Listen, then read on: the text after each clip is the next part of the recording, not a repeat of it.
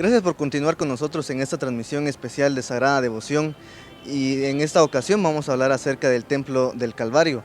¿Qué le parece si empezamos hablando un poco entonces acerca del Señor sepultado?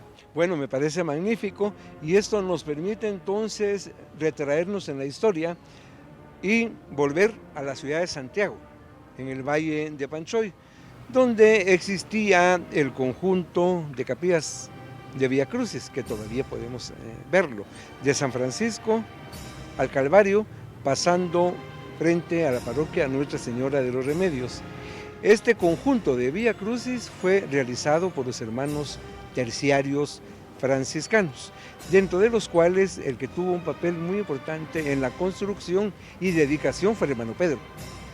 También al hermano Pedro se le debe haber mandado hacer algunas imágenes para el Calvario, uno de ellos el Cristo, que la devoción siempre dijo del hermano Pedro, sin ningún fundamento más que la tradición oral. Sin embargo, durante el proceso de restauración se encontró un documento que había dejado el artista, que es Francisco de la Rosa, y da testimonio de que dentro de los hermanos que mandaron a hacer el Cristo está el hermano Pedro.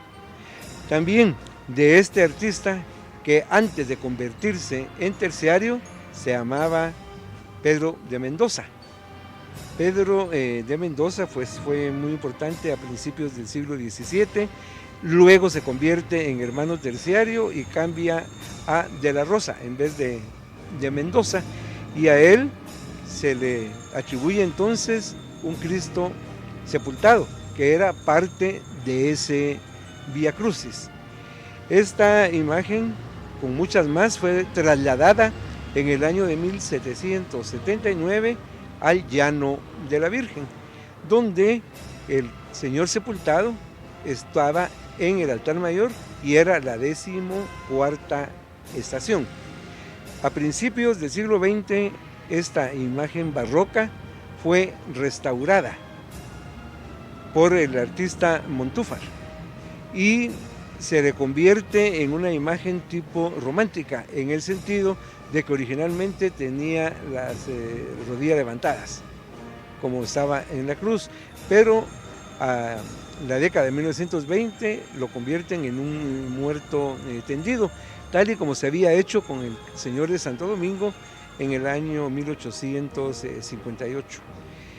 Esta imagen pues ha sido bastante intervenida, pero hoy en día podemos apreciar toda su belleza en esplendor y nos lleva entonces hacia el barroco guatemalteco, y sobre todo las imágenes a lo largo de los siglos han sido restauradas o retocadas. Son pocas las que quizás no, pero el Cristo del Calvario es entonces de Pedro de Mendoza, siglo XVII, y pertenecía al Vía Crucis del Calvario, y de igual manera fue aquí en la Nueva Guatemala de la Asunción. Ahora, respecto a la Virgen, para algunos historiadores, la actual Magdalena de el Calvario, una escultura impresionante en lo que se refiere al gesto, a la expresión y al dolor. Ella era la Soledad, pero se convierte en Magdalena, y es en los años de 1920 cuando el artista Montúfar talla a la Virgen de la Soledad, que es la que actualmente acompaña al Señor sepultado y que ha recibido el título de Nuestra Señora de la Paz. ¿Qué características podemos hablar entonces del cortejo procesional? El cortejo procesional del Calvario pues sufre una transformación muy grande en la década de 1950. Anterior, el cortejo era más pequeño, y como parte de su cortejo incluía como pasos al Señor atado a la columna, que había sido donado al Calvario por don Francisco Villatoro Leal, y la Virgen de la Piedad, una escultura monumental del artista Vicente España, fines del siglo XVIII, ya en la Nueva Guatemala de la Asunción, y que precisamente el poeta y prócer cubano José Martí hace elogios de esta piedad. A partir de 1956 vamos a sentir los cambios. Vienen los pasos de España. Y estos pasos vienen de una manera muy curiosa. Se hace la contratación en la Casa del Arte Cristiano en Olot, Gerona, entonces en el norte de España. Y obviamente todo eso viene desarmado a través del barco, llegan al puerto de donde el ferrocarril los traslada a la estación central y luego los miembros de la hermandad y otras personas apoyaron a ir trasladando todo hacia el Calvario porque se hizo con una situación económica precaria. La siguiente entrega de pasos fue en 1960 y la última en 1963. El último paso en venir fue el enterramiento de Jesús. Era una novedad en los años 50 cuando venían los pasos del Calvario. Estos se exponían en la Sexta Avenida, ya sea en Pasaje Rubio o en la empresa eléctrica que tenía una vitrina bastante grande. Santo Domingo ya tenía pasos. El Calvario va a tener los suyos entonces y va a ser parte importante de esa didáctica en la procesión. A la vez de que en esos años, 1957, se introduce la centuria romana, que va a revestir enormemente la procesión. Asimismo, los palestinos y los penitentes, es decir, el cucurucho con el capirote. Y le da entonces un sabor a la procesión del Calvario muy antañón, muy a la usanza de la ciudad de Santiago. Entonces el Calvario tampoco se queda ahí, se fue transformando con el tamaño de las andas. En finales de la década de 1980, pues el Calvario estrena una anda de 140 cargadores y la Virgen una de 100. Entonces quiere decir que son las innovaciones que ha seguido teniendo, pero sin embargo mantiene siempre esa línea de un cortejo tradicional inspirado en la época colonial. Miguel, ¿qué más datos podemos encontrar acerca de la Virgen de Soledad? Bueno, entonces la Virgen de Soledad vemos que había una anterior y en los años 20 es don Francisco Montúfar quien prepara la imagen de la Virgen inspirado en los modelos decimonónicos, dándole a la Virgen una expresión de mucho dolor, pero a la vez ternura y entrelazando sus dedos. También va a haber una novedad con la Virgen de Soledad del Calvario en el año de 1961, cuando con mucho esfuerzo se hace la donación del ajuar traído de la ciudad andaluza, Sevilla, muy emblemática en la Semana Santa española, y este manto fue muy llamativo por su tamaño. Cola, podemos decirle, bastante grande, la cual caía atrás del faldón del anda. Antes las andas eran pequeñas y se le llama la noche estrellada, porque es el negro de luto de la soledad, cuajado de estrellas bordadas en oro. Y también se le coronó con corona y resplandor a la usanza también de la península ibérica. Y esto pues ya le provocó un cambio y una identidad muy particular.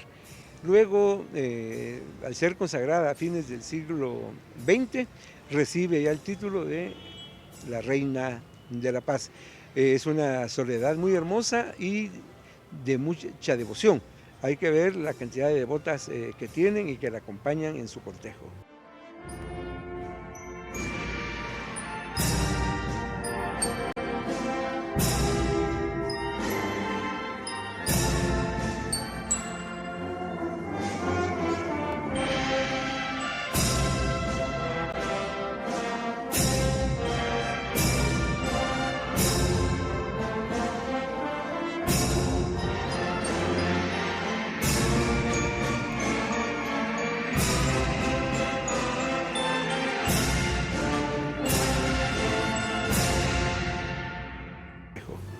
Muchas gracias, Miguel. Hablemos entonces ahora de la imagen del Nazareno. Se conoce que esta imagen era una imagen franciscana que antes estaba en el templo de San Francisco. Exactamente. Hablaba hace un momento de lo que es el Vía Crucis.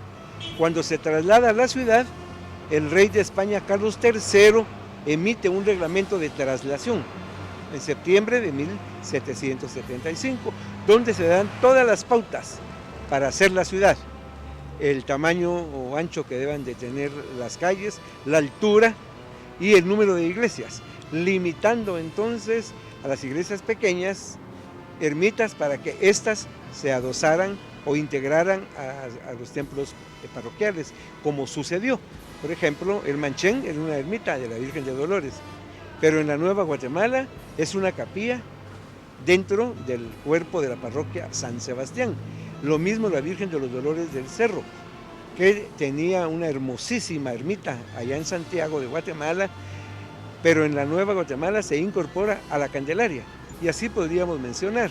Pero el rey favorece la construcción de las ermitas del Vía Crucis. Eso quiere decir que el Vía Crucis era muy importante en la sociedad colonial para que quedara contemplado en la Nueva Guatemala. Y este Vía Crucis se hace entonces, al igual que en el anterior asentamiento de la ciudad, de San Francisco al Calvario, estando las capillas situadas a la mano, es decir, al lado oriente, igual que las de la antigua, y las capillas también muy similares. Y ahí se iban encontrando varias imágenes de pasión. Una de ellas, el Cristo que está en la capilla del Señor de las Misericordias. El Cristo de las Misericordias era de una de estas capillas o pasos. Y el Señor Nazareno de los terciarios, pues estaba al cuidado de los terciarios, quienes mantenían el Vía Crucis, por lo tanto era la imagen para los Vía Crucis. Esta imagen se debe al taller de padre y hermanos en Ganuza, a mediados del siglo XIX, quienes tallan varios nazarenos en Guatemala, así como otras imágenes, e incluso tallan imágenes para exportarlas, puesto que se han encontrado algunas en Costa Rica o en El Salvador. Asimismo, una donación que hizo Guatemala a un pontífice es un nazareno de los Ganuza que está en el Vaticano. Es una imagen entonces de la corriente romántica, muy bien proporcionado, muy dulce y no tiene el dramatismo de los nazarenos barrocos. A raíz de la expropiación en el año de 1874, que mediante un acuerdo se clausuran órdenes religiosas, órdenes terceras, cofradías, hermandades y asociaciones, los terciarios son confiscados en todas sus propiedades y sus bienes son trasladados a la parroquia Nuestra Señora de los Remedios, el Calvario, donde además llevan al resucitado, que sale en la procesión tradicional de Domingo de Resurrección. Es también otro legado de los terciarios franciscanos. Muchas gracias, Miguel. Continuamos con más en esta transmisión de Sagrada Devoción Semana Santa 2016.